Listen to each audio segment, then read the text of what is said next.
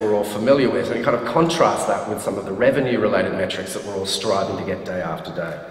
And I guess I'd ask a couple of questions about that. What are your customer satisfaction indicators? How are you actually measuring that? How do you measure audience engagement? I mean, I know Alan Brown's going to be talking about that this afternoon, so I'm really interested in hearing from him how he's actually measuring and recording that. And do you monitor your return on investment for every dollar of marketing budget spent? Do you know what you're getting back? Here's some common complaints about CRM from the arts community. It's extremely expensive to purchase and resources, particularly in CRM system.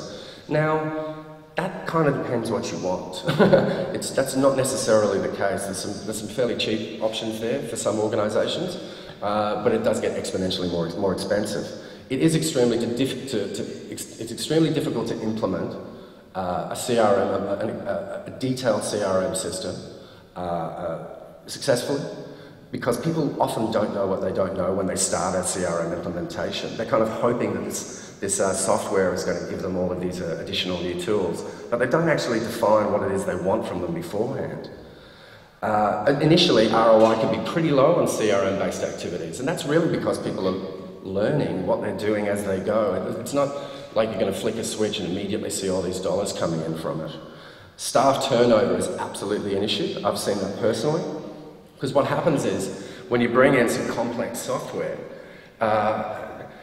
there's only a certain amount of the organisation who actually engage with it. And if those guys go, they become these experts, they become very valuable in the marketplace, and then they get poached by your neighbour who's implementing the same system.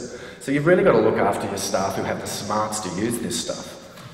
Analysis paralysis. People end up with reams of data, reams of numbers, collecting it for the sake of it. They're not doing anything with it.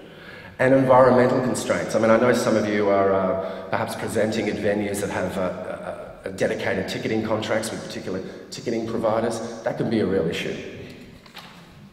So why does CRM fail? These are 4 pitfalls that have been identified by Gartner Incorporated, one of the world's largest technology and advisory firms. They say that 50% of CRM implementations at companies fail. And that's a self-judged statistic. That's companies saying, we did it and it went wrong. A 2005 CRM retail study showed that only about 30% of respondents of 100 retail companies actually considered that they were getting the CRM value from their implementation. So why does that happen? Well, again, people think that buying this kind of box of tricks is suddenly going to be the answer to their prayers, and they haven't defined any kind of customer-focused strategy beforehand. It's an enabler, I'll keep saying that. A customer strategy is needed